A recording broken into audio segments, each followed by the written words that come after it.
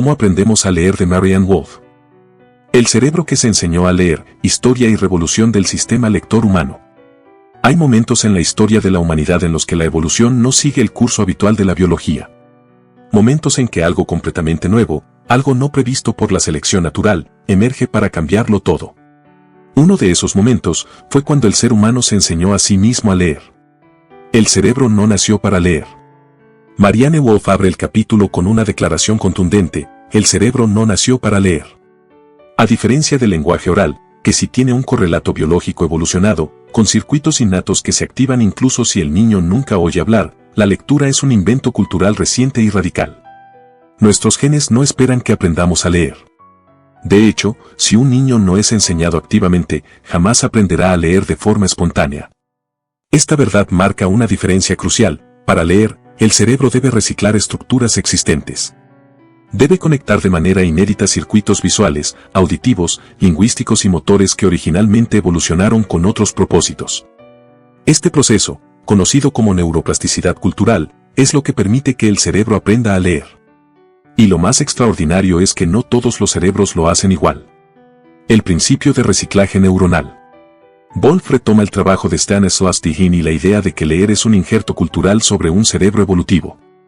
El principio de reciclaje neuronal sostiene que, en lugar de crear nuevas áreas cerebrales, el cerebro de un lector se apropia de estructuras preexistentes. Por ejemplo, el área visual especializada en reconocer objetos complejos, como caras, herramientas o animales, es secuestrada por la lectura para convertirse en lo que Dehaene llama la caja de las letras, el área de la forma visual de las palabras, situada en la región occipitotemporal izquierda. Y lo más fascinante, este injerto cultural ocurre en apenas unos años de escolaridad, pero tiene efectos duraderos en la organización cerebral. El cerebro lector es anatómica y funcionalmente distinto del que no ha aprendido a leer. Las culturas enseñaron al cerebro a leer. Para entender cómo esto fue posible, Wolf nos lleva a un recorrido histórico por la invención de la escritura. Porque antes de que el cerebro pudiera leer, alguien tuvo que crear símbolos que merecieran ser leídos. Hace unos 5500 años, los sumerios inventaron un sistema de escritura cuneiforme para registrar bienes, transacciones y leyes. Al principio era puramente pictográfico, dibujos de objetos, como un pez o un campo. Pero pronto estos símbolos comenzaron a representar sonidos, sílabas, palabras abstractas. Lo mismo ocurrió en Egipto, con los jeroglíficos. Y luego en China, Mesoamérica y otras civilizaciones. Cada una inventó, desde cero, un sistema simbólico distinto. Pero en todos los casos, lo que está en juego es lo mismo, la capacidad de representar lo invisible mediante signos visuales. Cada tipo de escritura, ideográfica, silábica, alfabética, plantea al cerebro un reto diferente. Y, por lo tanto, moldea su estructura de modo distinto. El cerebro de un lector chino no es igual al de uno que lee alfabéticamente. El sistema de lectura también cambia el sistema nervioso. El alfabeto, una revolución neuronal. Uno de los grandes protagonistas de esta historia es el alfabeto. Inventado alrededor del año 1700 a.C. en la región del Levante mediterráneo, es considerado una de las invenciones más influyentes de la historia humana. ¿Por qué? Porque por primera vez se redujo el complejo sistema de signos a una veintena de símbolos que representan sonidos elementales, fonemas. El alfabeto permitió escribir cualquier palabra, cualquier idea, con un número reducido de letras. Para el cerebro, esto significó una reorganización aún más radical. Ahora debía aprender a reconocer patrones visuales abstractos, las letras, y asociarlos con unidades mínimas de sonido, de manera rápida y automatizada. El alfabeto optimizó el sistema de lectura, más velocidad, más flexibilidad, más pensamiento abstracto. Wolf plantea que esta simplificación no solo facilitó la alfabetización, también cambió la forma en que pensamos. El alfabeto hizo posible el pensamiento analítico, la lógica formal, la filosofía griega, el derecho romano, la ciencia moderna. La lectura cambió la mente. Una vez que las culturas enseñaron al cerebro a leer, ese cerebro nunca volvió a ser el mismo. Wolf afirma, leer no solo cambió la cultura. Leer cambió al lector. Este cambio se ve en múltiples niveles: lenguaje, aumenta el vocabulario, la complejidad sintáctica y la precisión conceptual. Memoria, se desarrolla la memoria de trabajo, la memoria semántica y episodios narrativos internos. Pensamiento, mejora la capacidad de razonamiento, comparación, inferencia y evaluación crítica. Empatía, leemos sobre vidas que no son la nuestra. Entramos en mentes ajenas. Nos volvemos más capaces de entender emociones complejas. Metacognición, el lector aprende a observar sus propios procesos mentales, a regularlos, a reflexionar sobre lo que sabe. Woolf resume esta transformación con una frase potente: el cerebro lector es un cerebro que piensa de otra manera. Diversidad de sistemas lectores. No todos los cerebros aprenden a leer del mismo modo.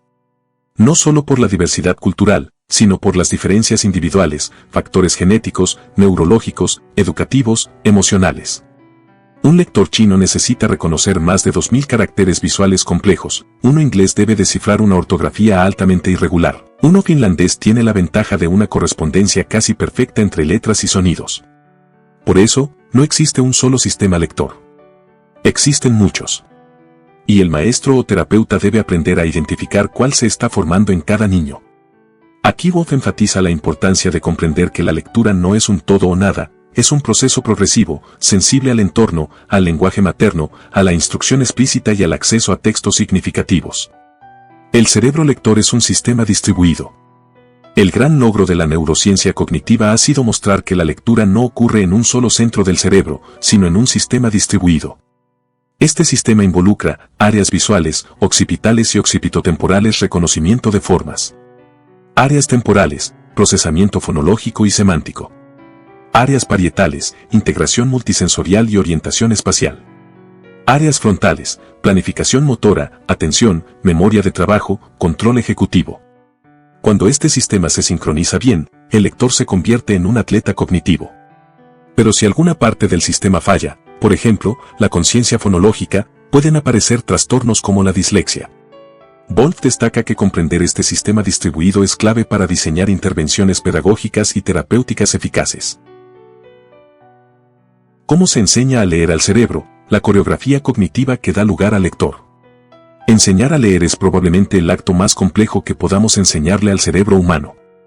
Marianne Woolf con esta afirmación inicia uno de los capítulos más apasionantes y esenciales del viaje que estamos emprendiendo con Marianne Woolf. Un capítulo que no solo nos explica cómo el cerebro aprende a leer, sino cómo nosotros, adultos, padres, docentes, terapeutas, debemos aprender a enseñar. ¿Qué significa enseñar a leer al cerebro? Woolf comienza diferenciando claramente entre enseñar a leer y enseñar al cerebro a leer. La primera suena a instrucción tradicional, mostrar letras, hacer repetir sonidos, leer palabras. Pero la segunda implica comprender que el cerebro no está hecho para leer y que debemos crear desde cero un sistema nuevo, reciclando estructuras ya existentes. Aprender a leer es como una coreografía cerebral, una danza sincronizada entre múltiples áreas visuales, auditivas, lingüísticas y atencionales. Si una de estas se mueve descoordinadamente, todo el sistema se vuelve ineficaz. Entonces, para enseñar a leer al cerebro, debemos enseñar a construir esa danza, esa red, ese circuito lector desde sus cimientos. Y cada paso importa. El sistema lector, sus 4 pilares. Marianne Woolf organiza el sistema lector en 4 grandes nodos o áreas funcionales que deben activarse, conectarse y sincronizarse para que el niño se convierta en lector. Veamos cada uno en detalle. Área de la forma visual de las palabras, occipitotemporal izquierda, esta es la famosa caja de las letras. El lugar donde el cerebro identifica formas visuales complejas y las asocia con letras, grupos de letras y palabras. Esta zona se activa cuando vemos la palabra escrita y debe reconocerla con rapidez y precisión. Pero la caja de letras no nace lista. Debe ser educada. Y esta educación se da mediante la exposición repetida y consciente a letras, patrones ortográficos y formas visuales. Si no hay práctica visual activa, esta zona no se especializa y el lector se retrasa. Área del análisis fonológico, parietotemporal izquierda. Este nodo es vital, permite segmentar las palabras en sonidos y relacionar letras con fonemas. Aquí ocurre la conciencia fonológica. Es decir, el niño aprende que gato tiene 4 sonidos GATO y que la letra G representa el primer sonido. Este principio alfabético es el núcleo del sistema lector. Sin conciencia fonológica no hay lectura funcional. Y para muchos niños, especialmente aquellos con dislexia, esta es la primera gran dificultad. Área de integración léxica, región frontal inferior izquierda. Conocida también como el área de Broca, esta región une sonidos con significados. Participa en la articulación del lenguaje, la comprensión y el acceso a vocabulario. A medida que el niño se expone a palabras nuevas, esta región crece en eficiencia y capacidad. También cumple una función clave en la fluidez lectora, permite predecir, inferir y automatizar la lectura. Áreas de control ejecutivo, lóbulos frontales y atención. Leer no es un acto pasivo. El niño debe atender, inhibir distracciones, persistir, monitorizar su comprensión. Estas habilidades ejecutivas son esenciales. Cuando un niño no puede mantener la atención, no importa cuán bien vea las letras o cuán bien relacione fonemas, no logrará comprender. Por eso, la enseñanza de la lectura debe también formar estas capacidades mentales generales. Los 5 ingredientes clave para construir un lector. Marianne Wolf identifica 5 capacidades cognitivas fundamentales que el cerebro necesita para aprender a leer: conciencia fonológica, habilidad de escuchar, segmentar y manipular sonidos del habla. Conocimiento del principio alfabético, comprender que las letras representan sonidos. Vocabulario expresivo y receptivo, sin vocabulario, no hay comprensión posible. Comprensión oral, antes de leer, el niño debe comprender el lenguaje hablado. Fluidez verbal, rapidez en nombrar objetos, letras, colores. Está asociada con la automatización. Cada uno de estos factores predice el éxito lector. Si alguno está ausente, el niño puede quedar varado en etapas tempranas del proceso. El experimento mental, crear un lector desde cero. Wolf invita al lector a realizar un experimento mental. Imaginemos que debemos diseñar un cerebro lector desde cero. ¿Qué tendríamos que hacer? Exponer al niño a la riqueza del lenguaje oral desde el nacimiento. Jugar con sonidos, rimas, aliteraciones desde los 2 años. Presentar las letras como objetos visuales familiares desde los 3. Mostrar la relación letra-sonido de manera lúdica y explícita. Leerle en voz alta todos los días, con entonación, emoción y diálogo. Introducir la escritura desde temprano, como un juego motor. Usar textos significativos, con imágenes, contexto, ritmo y humor. Este recorrido no es opcional. Es la alfabetización neuronal que toda mente necesita para convertirse en lector. Errores que se cometen al enseñar a leer. Wolf es crítica de ciertos enfoques pedagógicos que ignoran la ciencia del cerebro. Por ejemplo, el método global, o de palabras completas, que evita enseñar fonética en la creencia de que la lectura es natural. Esto, afirma, perjudica a los niños que más ayuda necesitan, aquellos que no traen desde casa un entorno letrado o riquísimo en lenguaje. También cuestiona la enseñanza demasiado temprana o rígida, que presiona sin respetar la maduración de los circuitos cerebrales. En suma, ni improvisación total, ni rigidez mecánica. La enseñanza de la lectura debe ser informada por la neurociencia y la pedagogía consciente. La lectura como edificio de múltiples pisos. Wolf propone una bella metáfora: leer es como construir un edificio. En la base están los cimientos, conciencia fonológica, principio alfabético, vocabulario básico. Luego vienen los pilares estructurales, fluidez, sintaxis, comprensión literal. Más arriba están las ventanas que se abren al mundo: interpretación, inferencia, empatía, reflexión. Y en el último piso, está el lector que transforma lo leído en pensamiento propio. Cada niño debe subir estos pisos. ¿Y no todos lo hacen al mismo ritmo? Diferencias individuales, contextos culturales. No hay un único camino hacia la lectura. Un niño angloparlante debe aprender reglas ortográficas complejas. Uno finlandés, reglas más transparentes. Uno chino, miles de caracteres ideográficos. Uno bilingüe, 2 sistemas simultáneamente. Wolf recuerda que el sistema lector se adapta al entorno. Pero el maestro también debe adaptarse al cerebro del niño. El lector niño y el adulto que lo guía. Aquí el texto se vuelve emotivo. Wolf habla del privilegio de guiar a un niño en su viaje lector. De ser el adulto que le pone en la mano su primer libro. Que le muestra que hay mundos más allá del suyo. Que celebra cada sílaba leída con esfuerzo. Que abre el portal. Nunca debemos olvidar la maravilla que es observar cómo una criatura que no conocía ni una letra se convierte en un lector, capaz de absorber lo que antes era invisible. El lector invisible. No puede leer bien, pero es tan inteligente. Con esta frase, pronunciada por un padre, una madre, un maestro preocupado, comienza muchas veces el descubrimiento de la dislexia. Es una dificultad que no siempre se nota a simple vista, pero que acompaña, desafía y hasta hiere profundamente a quien la padece.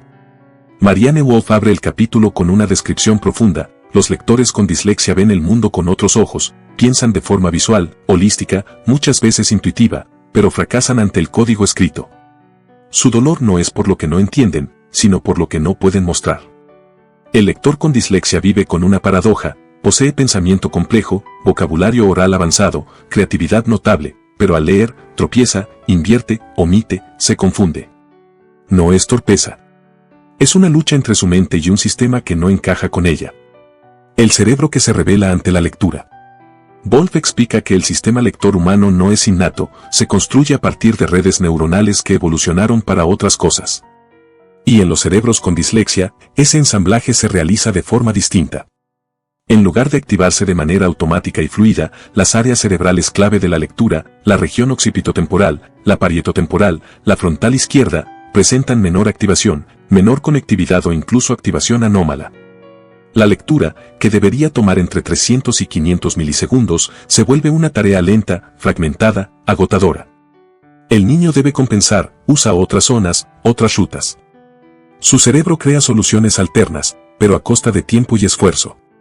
No es pereza. Es arquitectura neuronal diferente. Genes, circuitos, conexiones. La dislexia tiene una base genética sólida. Estudios de gemelos, hermanos y familias muestran que entre el 40 y 60% de los casos tienen antecedentes familiares. Los genes implicados afectan el desarrollo de neuronas migratorias, la mielinización de las fibras nerviosas, la estructura de áreas lingüísticas clave. No es que falte inteligencia, lo que falta es un ensamblaje rápido y eficiente entre sonido y símbolo. El cerebro disléxico puede tener microdiferencias en el giro angular, crucial para integrar lenguaje, visión y simbolismo. El planum temporale, relacionado con la conciencia fonológica. La velocidad de procesamiento auditivo. Estas diferencias no condenan, pero exigen una enseñanza especializada, profunda y repetitiva. Perfiles de dislexia, no hay una sola. Wolf es clara, no hay una dislexia, sino muchas. Dislexia fonológica, dificultad para segmentar palabras en fonemas, el niño no oye los sonidos. Dislexia de superficie, reconoce palabras por partes pero no las visualiza como un todo, problemas de memoria visual. Dislexia mixta o profunda, combina ambos perfiles. Suele ser más severa. Dislexia secundaria, causada por otras condiciones, déficit de atención, trastornos específicos del lenguaje, problemas sensoriales. Cada lector necesita una intervención distinta. Personalizada. Diagnóstica. Con evaluaciones profundas y una enseñanza cuidadosamente estructurada. Las consecuencias invisibles. Más allá del rendimiento lector, hay un daño silencioso, el emocional. Los niños con dislexia, si no reciben apoyo temprano, comienzan a desarrollar baja autoestima, ansiedad escolar, evitación de la lectura, sensación de inferioridad. Muchos adultos relatan haber sentido vergüenza, miedo a leer en voz alta, la certeza de no ser lo suficientemente inteligentes. Y algunos, incluso, abandonaron sueños profesionales porque leer era un obstáculo insuperable. Wolf cuenta el caso de un alumno brillante que lloraba en secreto cada vez que debía leer. Su identidad se construyó sobre la sensación de insuficiencia. Las heridas del fracaso lector no siempre sangran, pero dejan cicatrices que duran toda la vida. Reparar el sistema lector, lo que funciona. Este episodio es una guía esperanzadora. Wolf comparte las estrategias con base científica que permiten reconfigurar el sistema lector disléxico, conciencia fonológica temprana, juegos de rimas, segmentación de sílabas, manipulación de sonidos. Enseñanza explícita del principio alfabético, vincular cada letra con su sonido, con ejemplos orales, visuales y kinestésicos. Práctica estructurada y repetitiva, lectura diaria, con apoyo visual, retroalimentación constante, refuerzo positivo. Apoyo emocional permanente, que el niño sepa que no está solo, que es capaz, que su cerebro tiene valor. Tecnología como aliada, audiolibros, lectores de texto, teclados con predicción, herramientas de lectura asistida. El éxito está en la constancia, el respeto por los tiempos del niño, y la convicción de que sí puede aprender a leer si se le enseña como su cerebro necesita. ¿Qué hacer? ¿Cómo mirar? ¿Cómo acompañar? Este episodio está dedicado a los adultos que acompañan, padres, docentes, terapeutas. Wolf sugiere una nueva forma de mirar a estos lectores, observar con profundidad, no solo si lee bien, sino cómo lo intenta. Escuchar sus miedos, no corregir su frustración con frases como es fácil o pone más ganas. Fomentar otras habilidades, arte, música, lógica, narración oral. Hay que recordar que un lector no es su diagnóstico. Y, sobre todo, brindarles libros significativos. Sí, aunque no puedan leerlos solos. Leerles en voz alta. Dejar que la historia los enamore. Que el contenido les llegue, aunque el código aún nos excluya. Reescribir el futuro.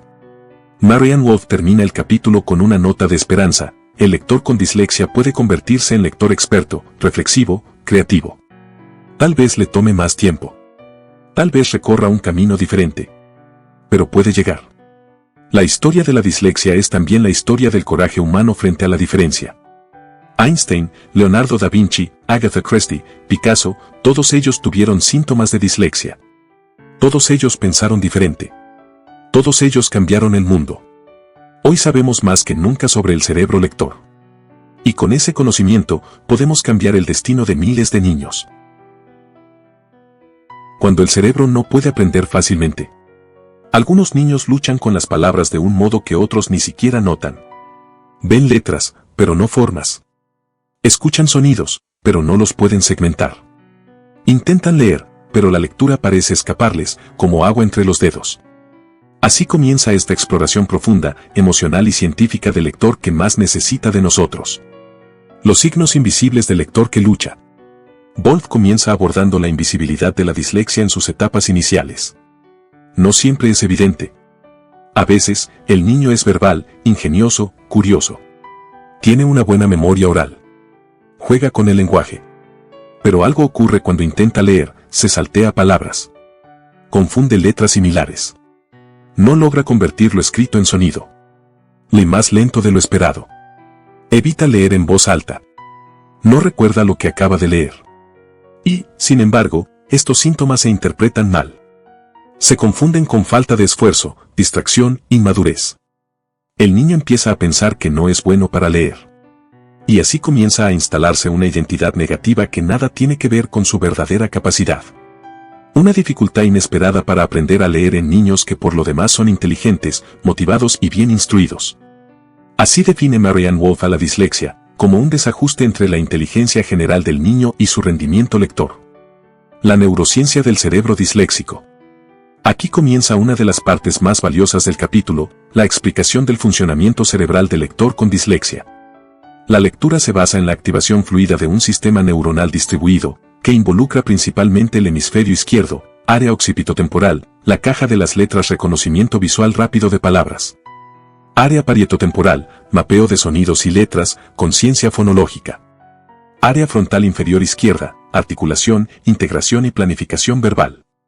Los estudios con imágenes por resonancia magnética funcional, fMRI, han mostrado que los lectores disléxicos activan de forma más débil o ineficiente estas áreas.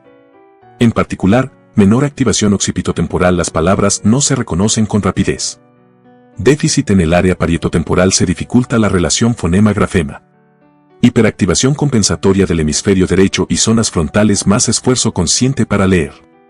Wolf enfatiza que la dislexia no es una enfermedad ni una lesión cerebral, sino una configuración distinta del sistema lector. Un cerebro que procesa el lenguaje visual y auditivo de una forma menos automática, pero muchas veces más rica en otros aspectos cognitivos, como la percepción espacial o el pensamiento creativo.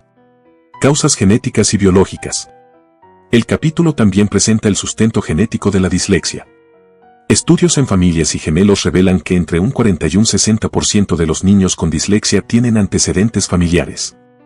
Hay varios genes involucrados que afectan la migración neuronal prenatal, cómo se colocan las neuronas durante el desarrollo.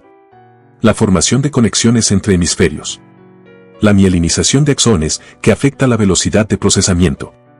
Estas diferencias microestructurales en áreas como el giro angular y el planum temporale, área del lenguaje, producen dificultades para identificar sonidos, mapearlos con letras y automatizar su reconocimiento.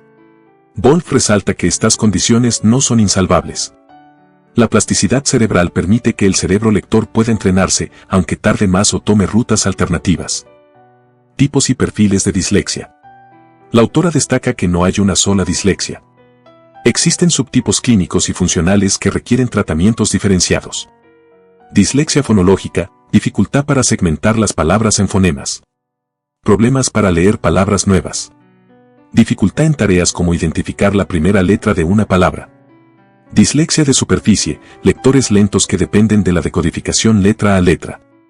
Dificultad para reconocer palabras visualmente completas. Problemas con palabras irregulares o excepcionales. Dislexia profunda, errores semánticos, leer gato en vez de perro. Confusión con palabras funcionales. Dificultad tanto en el procesamiento fonológico como en el léxico visual. Woolf aclara que muchos lectores disléxicos presentan combinaciones mixtas y que los perfiles varían en función de la lengua materna, más transparente como el italiano o más opaca como el inglés. El costo emocional y educativo de no detectar a tiempo. Este es uno de los momentos más dolorosos y potentes del capítulo. Woolf describe cómo los niños con dislexia sin diagnóstico comienzan a desarrollar sensación de fracaso crónico. Evitación activa de tareas escolares. Problemas de autoestima. Ansiedad anticipatoria frente a la lectura. Deterioro del vínculo con el aprendizaje. Un niño brillante puede convencerse de que es tonto si la escuela no identifica su dislexia. Peor aún, si el entorno refuerza esa idea con castigos, burlas o indiferencia. El sistema escolar muchas veces penaliza la diferencia en vez de comprenderla. La autora insiste en la importancia de intervenir antes de que el niño se convenza de que no puede aprender. Lo que funciona, intervención eficaz. Aquí se resume lo mejor del capítulo, una síntesis de prácticas basadas en la evidencia. Evaluación temprana, desde jardín, buscar signos de alarma, no reconoce rimas, confunde letras, no recuerda secuencias verbales. Enseñanza fonológica explícita, jugar con los sonidos, aislar fonemas, usar imágenes y gestos para representar sonidos. Trabajar con sílabas, rimas, aliteraciones. Enseñanza multisensorial, métodos como Orton-Gillingham, combinar vista, oído y movimiento para enseñar la relación letra-sonido. Repetición intensiva y práctica guiada, lectura repetida de palabras y textos. Retroalimentación inmediata. Tareas adaptadas al ritmo del niño. Apoyo emocional constante, celebrar avances pequeños. Reforzar la idea de que la dificultad no define su inteligencia. Leerle en voz alta textos significativos, incluso si aún no puede leerlo solo. Testimonios, historias y reflexiones. Woolf intercala relatos conmovedores, niños que descubren que no están solos, que tienen dislexia y que pueden aprender. Madres que entienden, por fin, porque sus hijos lloraban frente a una página. Maestros que cambian de enfoque y logran ver lo que nadie había visto. Estos relatos no son anecdóticos. Son el corazón del capítulo. Woolf nos recuerda que cada lector tiene una historia única y que el conocimiento científico solo es útil si transforma esas historias. Esperanza y redención. El capítulo cierra con una nota inspiradora: la lectura puede ser enseñada, incluso al cerebro que más se le resiste. La clave está en comprender cómo funciona ese cerebro. Respetar sus tiempos. Adaptar las estrategias. Nunca, jamás, perder la fe en su potencial. El cerebro con dislexia puede convertirse en lector. Tal vez no con la velocidad de los demás, pero con igual o mayor profundidad. No todos los lectores son iguales. No porque sus cerebros sean distintos, sino porque el lenguaje que aprenden y la escritura que usan exigen cosas distintas a su mente. No todos los cerebros leen igual. Woolf comienza desafiando una idea asumida por muchos educadores, que la lectura es un proceso universal. En realidad, la lectura es una construcción cultural que depende del sistema de escritura.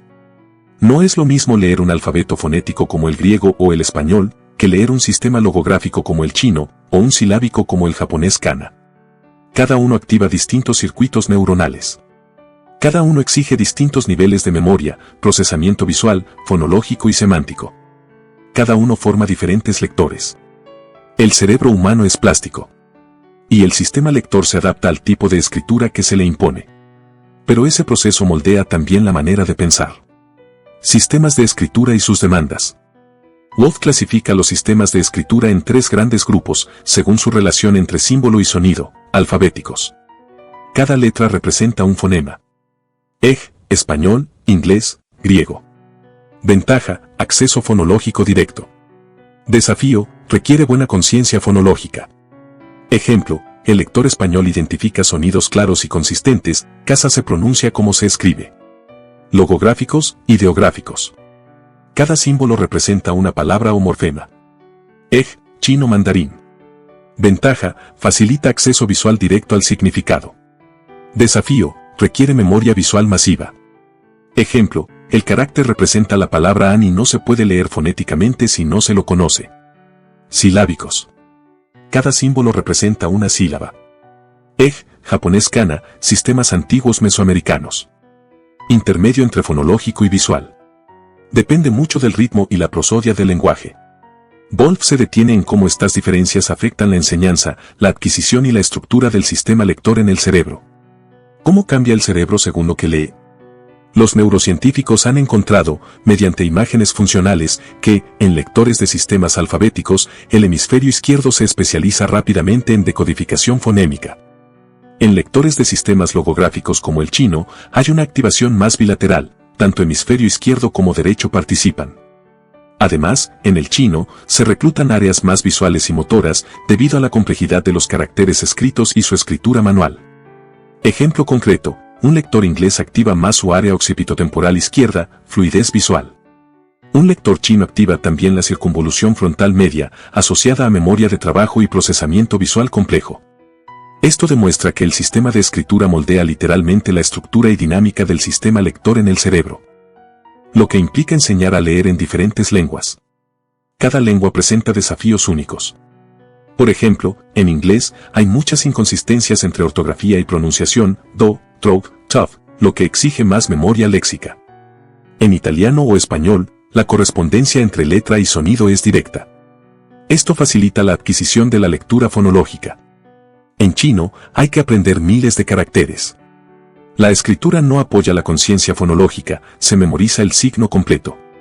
Esto lleva a que los métodos de enseñanza de la lectura deban ajustarse drásticamente. Enseñar chino no puede seguir los mismos pasos que enseñar español. Wolf propone un enfoque que respete la arquitectura cerebral activada por cada sistema. Y, al mismo tiempo, que garantice el desarrollo pleno de la comprensión lectora, más allá de la decodificación. Evidencia desde la dislexia multicultural.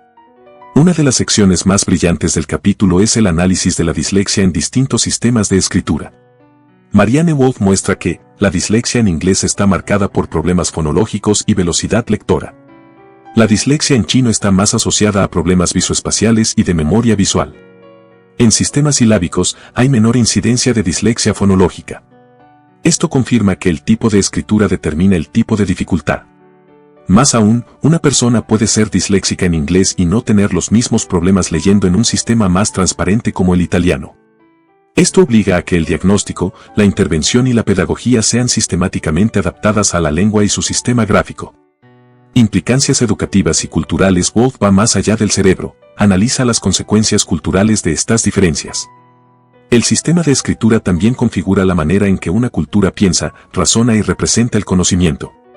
En culturas donde la escritura es logográfica, hay una tendencia a la representación visual global, a la intuición y la metáfora. En culturas alfabéticas, hay un énfasis en la linealidad, la descomposición analítica, la correspondencia directa. Además, la autora plantea una pregunta provocadora: ¿podemos usar este conocimiento para enriquecer nuestras formas de enseñar, combinar enfoques, desarrollar nuevas alfabetizaciones híbridas? Enseñar a leer en un mundo multilingüe.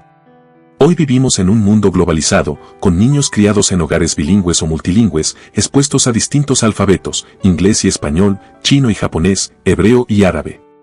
Wolf señala que enseñar a estos niños a leer exige entender la arquitectura específica de cada sistema. No suponer que un método sirve para todos. Estimular tanto la ruta fonológica como la semántica y visual. Crear puentes entre sistemas para que el cerebro los integre sin sobrecarga. Ejemplo: un niño que aprende simultáneamente inglés, alfabético, y chino, logográfico, necesita desarrollar tanto la conciencia fonológica como la memoria visual, con ejercicios distintos para cada una. El cerebro lector como reflejo de la diversidad humana. El capítulo concluye con una celebración: la neurodiversidad también es cultural y lingüística. El cerebro lector es una creación. Una tecnología biológica que se adapta. Y esa adaptación no es neutra. Cada cultura ha moldeado su cerebro lector de formas distintas, y eso ha configurado distintos modos de entender el mundo. Imaginar el futuro. Enseñar, transmitir y transformar. Wolf nos invita a comprender esto no como un obstáculo, sino como una riqueza. Cada sistema de escritura es un espejo de su civilización. Cada lector, una mente cultural encarnada. ¿Cómo aprendemos a leer de Marianne Wolf? Leer con el corazón. Wolf abre este tramo con una poderosa observación: el compromiso emocional es muchas veces el punto de inflexión entre simplemente soportar la lectura y enamorarse de ella para siempre. El niño que pasa de reconocer letras a comprenderlas no lo hace solo con lógica, lo hace también con el corazón. Sentimos, nos identificamos, y al hacerlo, comprendemos más profundamente. Elizabeth Bowen lo dijo maravillosamente: el niño vive en el libro, pero ni más ni menos que lo que el libro vive en el niño. La dimensión emocional del acto de leer no es secundaria, es central. El despertar del sentimiento en los lectores jóvenes, su capacidad para meterse hasta las cachas en las historias, es lo que enciende la llama de la lectura para toda la vida. Cuando esto no ocurre, cuando el niño no logra enamorarse de los libros, puede quedarse estancado para siempre en una lectura superficial y forzada. Luke y el abismo entre precisión y fluidez. Uno de los relatos más poderosos que Wolf comparte es el de Luke, un niño que cantaba en la ópera infantil de Boston. Él mismo pidió participar del programa de intervención porque ya no podía seguir memorizando las letras de sus arias. Le enseñaron a leer, sí, pero lentamente. Tan lentamente que no podía seguir el ritmo de sus compañeros. Aquí Wolf introduce un concepto esencial: muchos niños leen correctamente, pero sin fluidez. Y sin fluidez no hay comprensión plena. El sistema educativo, dice Wolf, está diseñado para que los niños aprendan a leer hasta tercer grado, y desde entonces lean para aprender. Pero ¿qué pasa si no están listos? ¿Qué pasa si no son lectores fluidos todavía? Entre un 30 y un 40% de los niños de cuarto grado no alcanzan nunca esa fluidez. Quedan atrapados en una zona gris, donde la lectura no es ni precisa ni placentera. Un agujero negro educativo del que muchos nunca salen. Del lector decodificador al lector de comprensión fluida. Wolf compara el cerebro del lector fluido con un motor perfectamente afinado. Ya no necesita detenerse a analizar cada palabra. Avanza con soltura, pero, y aquí está lo esencial, también con profundidad. Los niños comienzan a captar no solo el qué de una historia, sino el cómo. Aprenden ironía, metáfora, voz narrativa. Aprenden a leer entre líneas. Ejemplo brillante: Huckleberry Finn.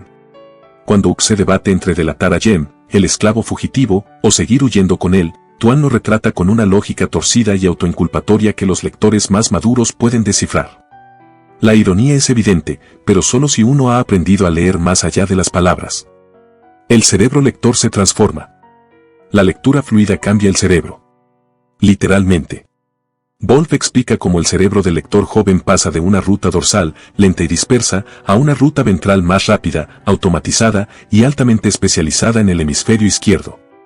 Esto libera tiempo mental, espacio cognitivo, para pensar, sentir y conectar ideas. El sistema límbico, sede de nuestras emociones, se activa intensamente. Sentimos más. Comprendemos mejor. Y por primera vez, el lector tiene el don del tiempo.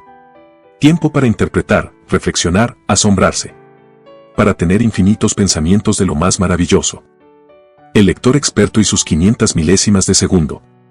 La lectura experta es un milagro de la neurociencia. Wolf, basándose en investigadores como Michael Posner y Stanislas Dehaene, desglosa las etapas que atravesamos al leer una palabra en apenas medio segundo. Desde el enfoque visual hasta el procesamiento semántico y sintáctico, pasando por la activación fonológica, la memoria de trabajo y la generación de hipótesis. Leer una palabra como bote implica cientos de operaciones: atención, movimiento ocular, anticipación, reconocimiento de patrones, y más. Pero todo ocurre tan rápido que parece natural, automático. Además, el lector experto cambia con el tiempo. Como dice Joseph Epstein, somos lo que leemos. Cómo cambia la lectura, y cómo nos cambia leer. Uno de los pasajes más emotivos del capítulo es cuando Wolf habla de cómo leemos una misma obra a los 17, a los 37 o a los 77 años. Cada vez, el texto nos dice algo diferente, porque ya no somos los mismos. El ejemplo de Middlemarch de George Eliot es perfecto. Cuando joven, Wolf se identificaba con Dorotea. Con los años, empezó a entender también al triste Casaubon. En Los hermanos Karamazov, Dostoyevsky nos acude con un monje que reprocha a la divinidad por haber entregado a los humanos una libertad que los atormenta. Para leer esto, dice Wolf, necesitamos toda nuestra capacidad de deducción, de inferencia, de manejo del lenguaje figurado y, sobre todo, de reflexión filosófica. La expansión intelectual del lector. La lectura experta no solo se expande en el hemisferio izquierdo. También implica un creciente papel del hemisferio derecho, la imaginación, la creatividad, la empatía. Las conexiones cerebrales se multiplican y se diversifican. El lector experto se convierte en un explorador intelectual, emocional y moral. Es capaz de ponerse en la piel de Frodo, de Anna Karenina, de Arik Svensk. La lectura ya no es solo aprendizaje, es transformación. Woolf cierra el capítulo con una frase que resume esta travesía: el final del desarrollo de la lectura no existe, la historia interminable de la lectura prosigue siempre, cambiando al cerebro y al lector en cada ocasión. Y si hay un terreno fértil para esa comprensión metafórica, ese es el mundo de la fantasía, Narnia, la Tierra Media, Hogwarts. Lugares donde nada es lo que parece, y donde los niños aprenden a deducir, inferir, anticipar y reinterpretar constantemente.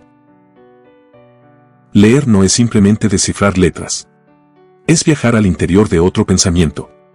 Es pensar lo que otro pensó, sentir lo que otro sintió, cuestionar lo que parece cierto. De la mecánica a la mente. Marianne Wolf comienza haciendo una diferenciación crucial: leer bien no es solo leer correctamente.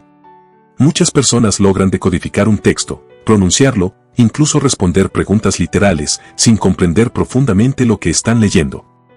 Entonces, ¿qué es leer en profundidad?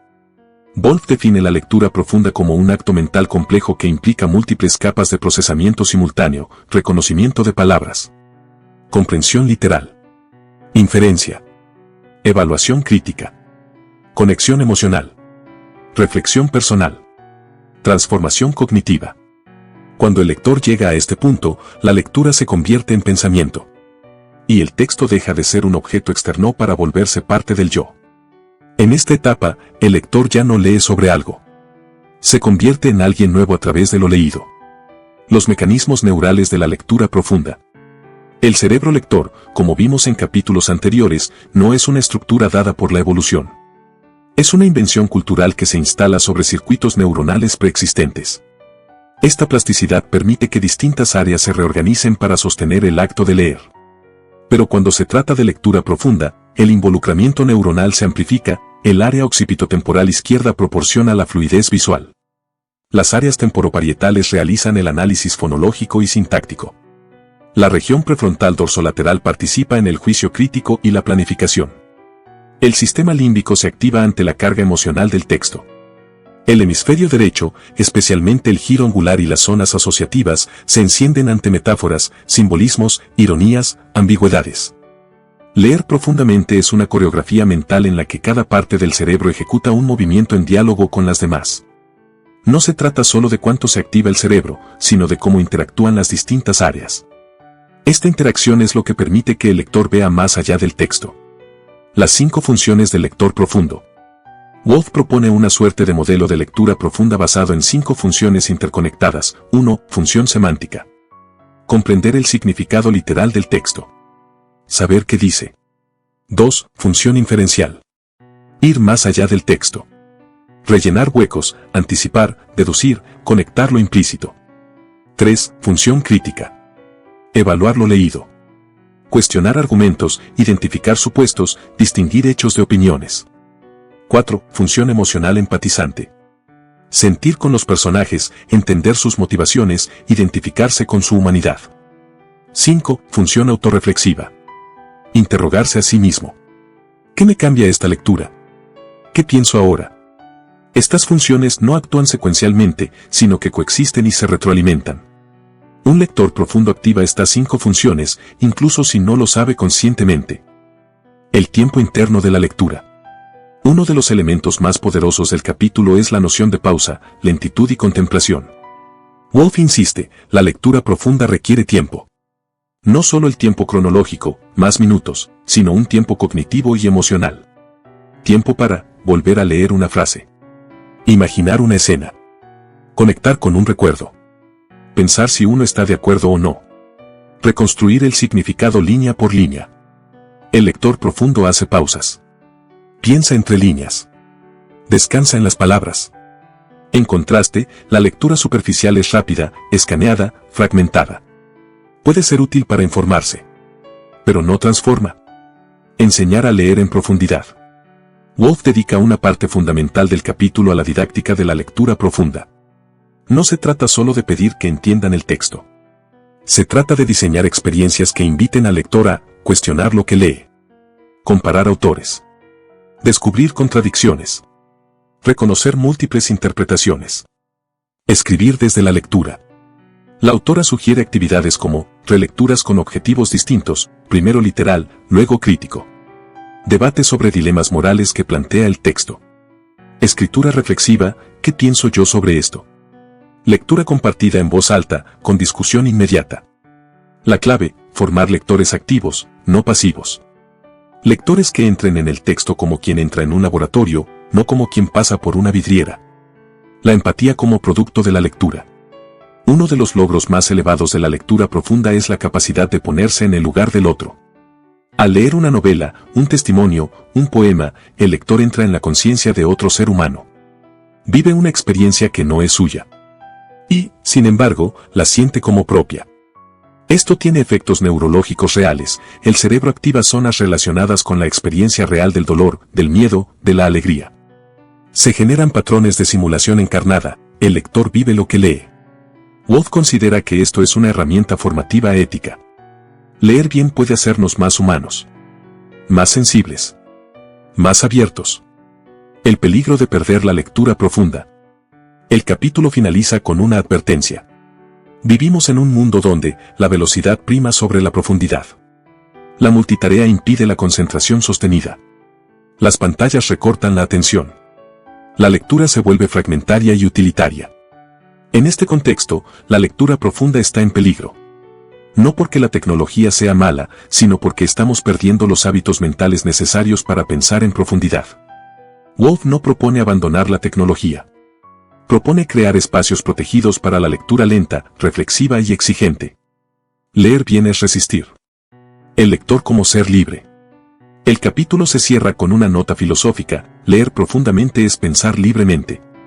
Formar lectores profundos es formar seres críticos. Es enseñar a pensar por uno mismo. Es ofrecer la posibilidad de ser más que consumidores de información, ser ciudadanos de pensamiento libre. En tiempos de posverdad, de manipulación, de superficialidad, leer bien es un acto revolucionario. La paradoja de los genios disléxicos. Comenzamos con una reflexión poderosa. Algunas de las mentes más brillantes de la historia fueron probablemente disléxicas. Leonardo da Vinci, Albert Einstein, Thomas Edison. Todos ellos enfrentaron dificultades de aprendizaje, especialmente relacionadas con el lenguaje escrito, y sin embargo cambiaron el mundo. Einstein, por ejemplo, no comenzó a hablar hasta los 3 años y se describía a sí mismo como un mal lector con una memoria poco confiable para las palabras. Sus pensamientos, decía, le llegaban en imágenes, no en frases. ¿Era esto una limitación? ¿O una reorganización distinta del pensamiento? ¿Y si lo que parecía un déficit era en realidad una puerta a otra forma de ver el mundo? ¿Un cerebro diferente o un cerebro mejor adaptado? Woolf nos invita a considerar que el cerebro disléxico no está dañado, está organizado de forma diferente. Muchas personas con dislexia desarrollan habilidades extraordinarias en el reconocimiento de patrones visuales, en la creatividad, en la arquitectura, en la música o en las finanzas.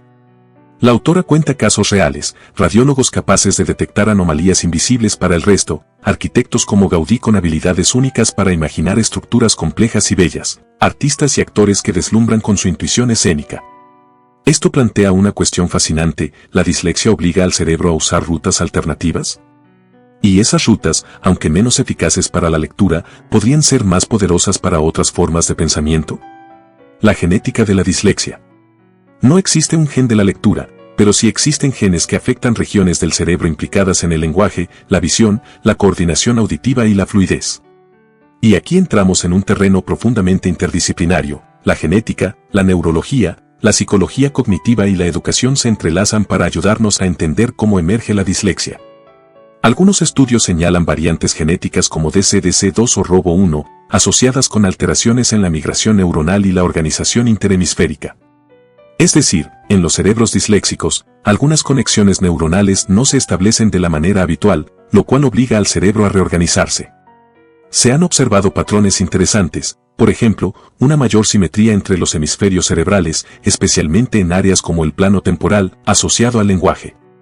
En personas sin dislexia, esta zona suele ser más grande en el hemisferio izquierdo.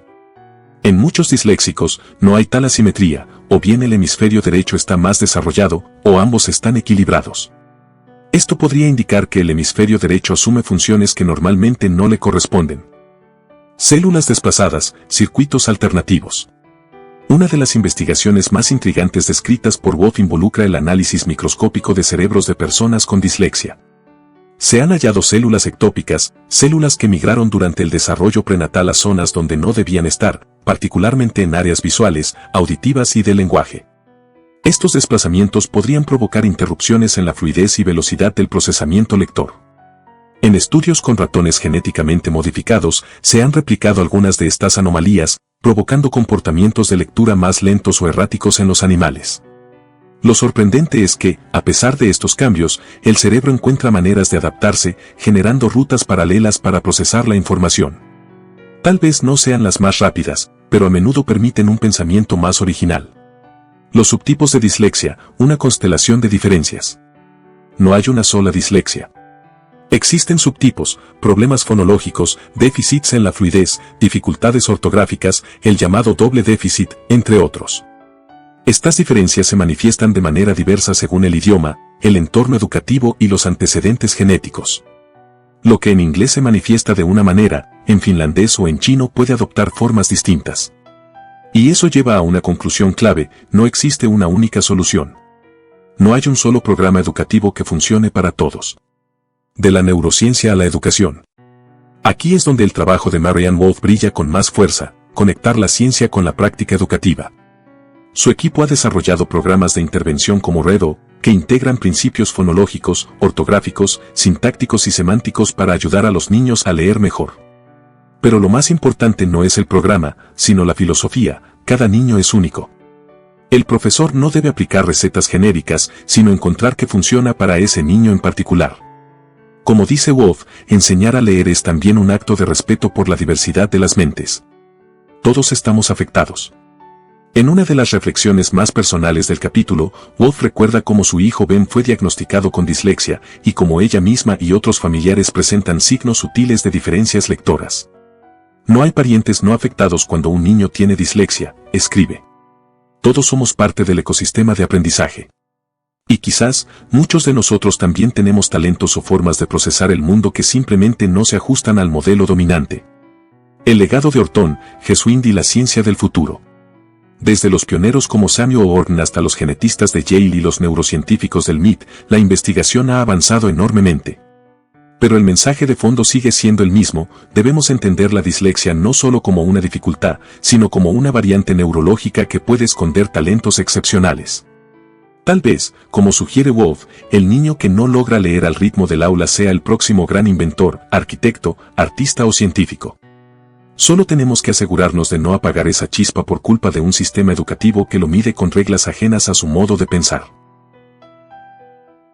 Una infancia robada: lo que sucede cuando no se aprende a leer. El niño que no aprende a leer no solo queda fuera del aula, queda fuera del mundo. La lectura como derecho humano. Wolf afirma con fuerza: leer es un derecho humano.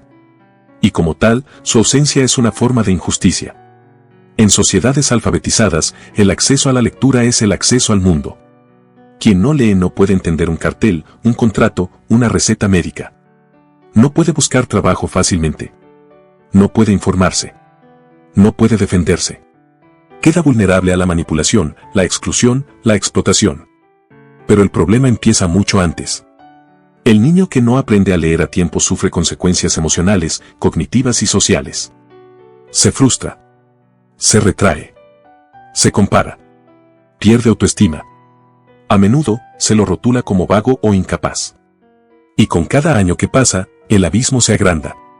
Wolf cita una cifra impactante: el 68% de los niños en escuelas urbanas estadounidenses no alcanzan niveles adecuados de lectura.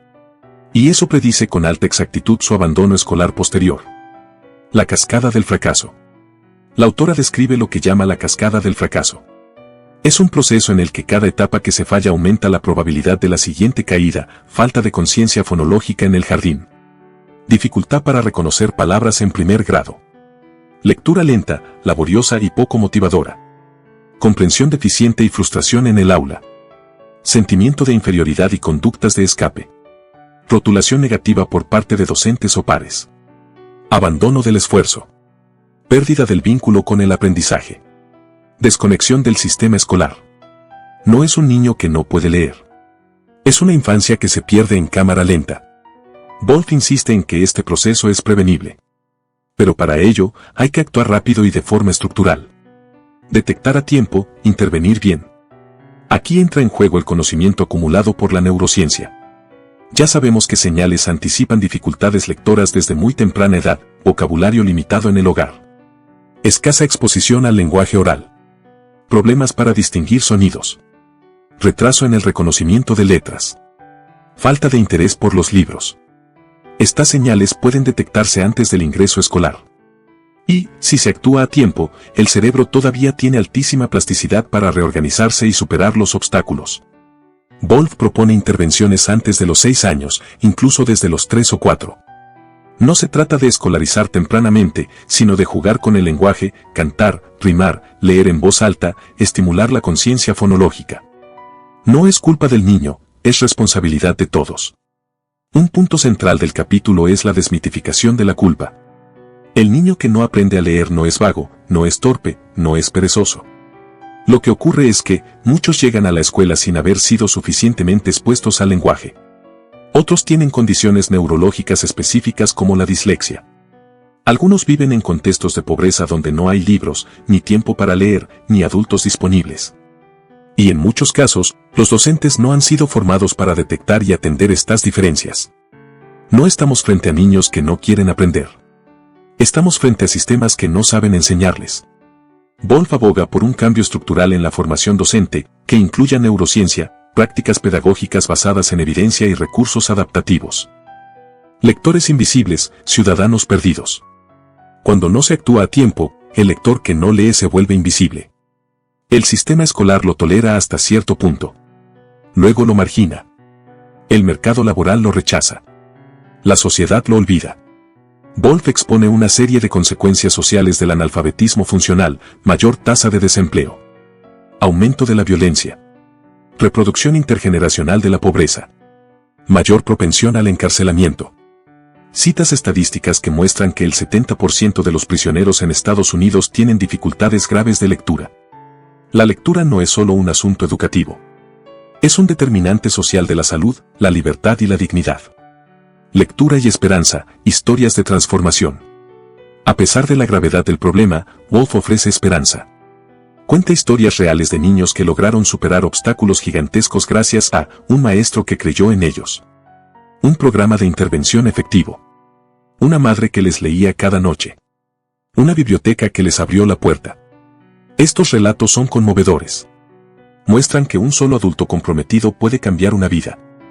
No sabemos qué lectores seremos si nadie nos enseña a leer. Pero sabemos lo que podemos llegar a ser si alguien lo hace. Reivindicar la infancia a través de la palabra. El título del capítulo, Una infancia robada, no es casual. Wolf sostiene que leer es también una forma de jugar, imaginar, narrarse a uno mismo. Cuando un niño no puede acceder a esa dimensión, se le arrebata una parte vital de su desarrollo emocional y simbólico. No puede vivir las vidas de otros. No puede reconocerse en los personajes. No puede verbalizar sus emociones ni sus deseos. La autora retoma aquí a Proust, a Rilke, a Sócrates: leer no es solo aprender. Es construirse como sujeto. Es tener voz. Un llamado a la acción. El capítulo concluye con una interpelación clara a los docentes: formarse, observar, intervenir. A los gobiernos: invertir en educación temprana. A las familias: leer en voz alta, hablar con los niños. A los ciudadanos: defender la lectura como un derecho, no como un privilegio. Wolf nos dice: no hay excusas. Ya sabemos cómo prevenir el fracaso lector. Lo que falta es decisión política y compromiso moral.